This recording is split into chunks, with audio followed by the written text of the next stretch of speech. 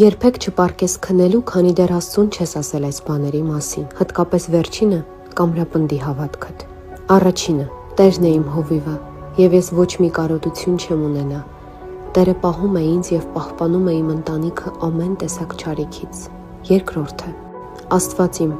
շնորհակալ եմ քեզ այն տան համար, որ ունեմ, եւ նրա համար, որ ամեն օր բնակվում ես այդ տան մեջ։ Երբ պառկում եմ, ես հանգիստ կարողանում եմ քնել,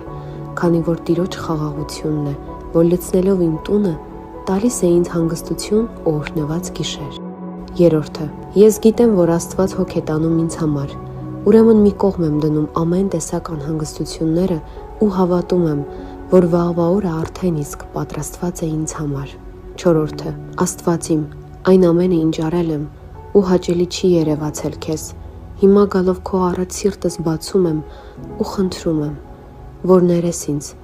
որ մաքրես ինձ քո այդ մեծ ողորմության շնորհիվ։ Ամեն։